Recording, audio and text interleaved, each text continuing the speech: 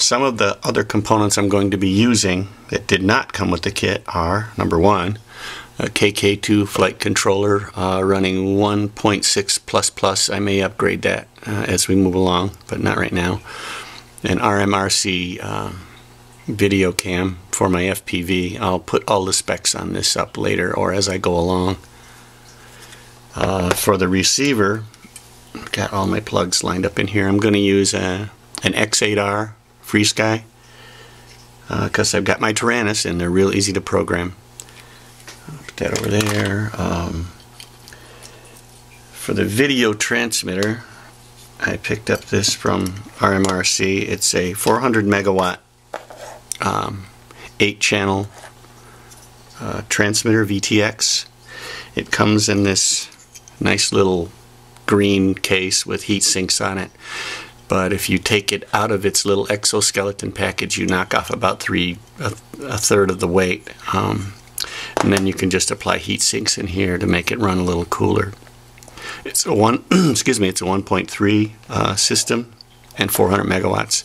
I wanted to go 2, but they weren't in stock and they couldn't tell me when. So Ernie at RMRC suggested this one. The lower the megawatts, the less interference you're going to have with other components, especially on a mini quad with everything being so close together. You want to go as low as you can. But he said I could get away with 400, so that's what I went with there. And I took it out of the exoskeleton, so we won't be needing that. What else? This little device is called a splitter. It's a 5.8 megahertz splitter. Repeater, I'm sorry, a 5.8 megahertz repeater.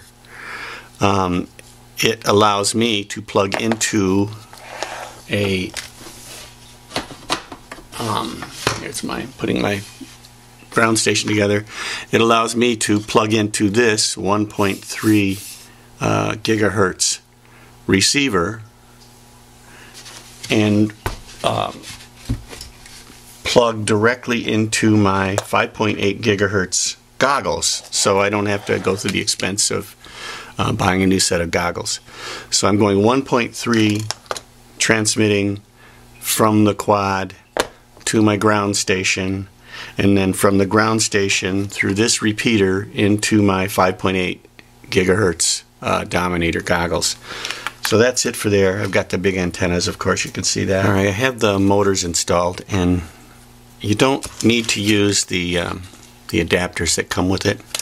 They install right into the frame using the provided hex cap screws. And you can see the place is slowly getting messier. There's parts laying everywhere now.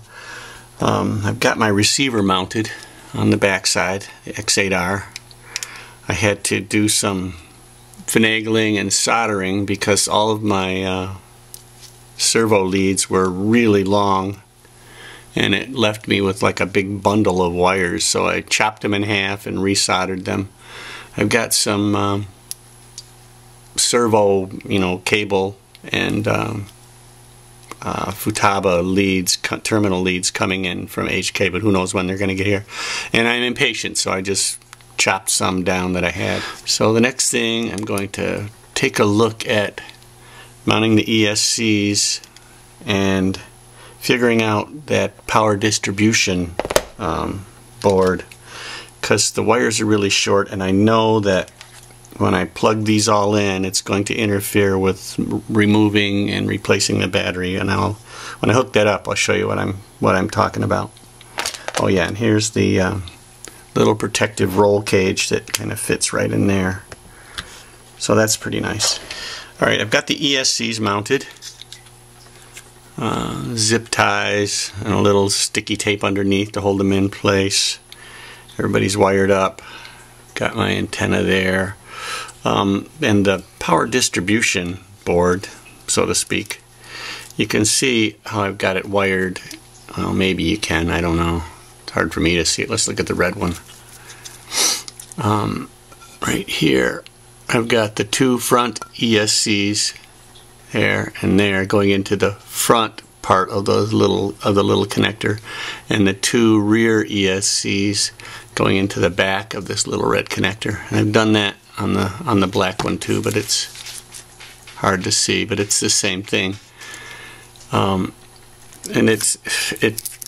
I put it under the battery because if I do it any other way, it's over the top of the battery and it makes pulling the battery in and out harder.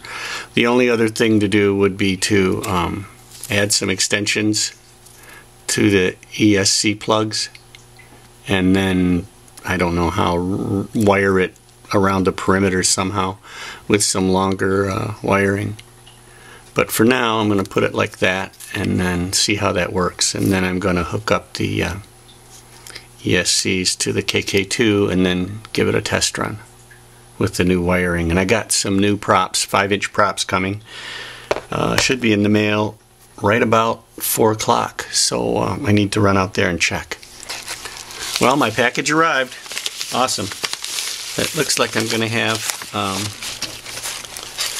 some 5-inch propeller. I got some gem fan 50/30 props, normal and reverse, in case I want to switch them around black and yellow. So hopefully they'll last a little bit longer than these. If not, I've got spares.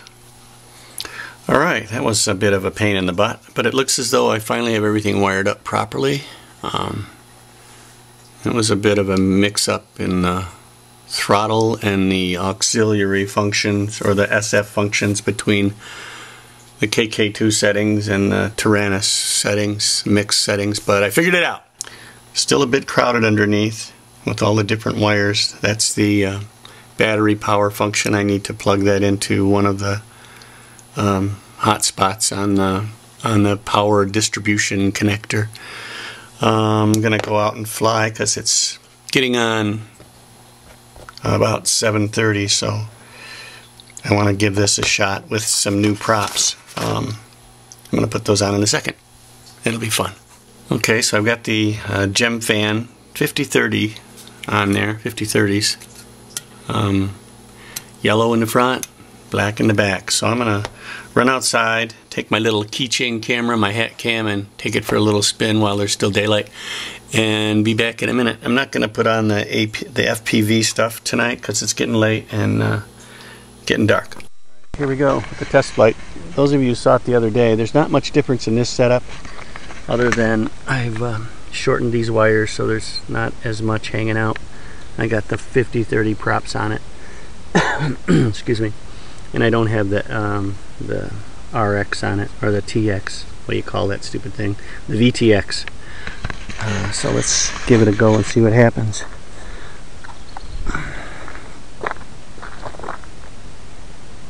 Armed.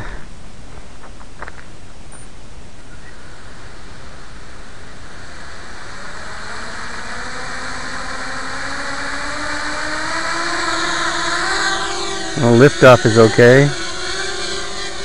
I'm at about a little above mid throttle. That part's good.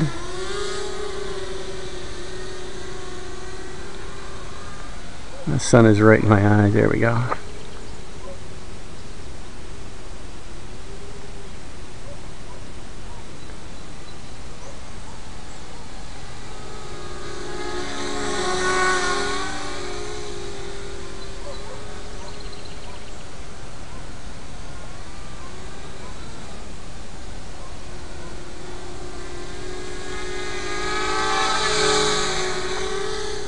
Sounds good.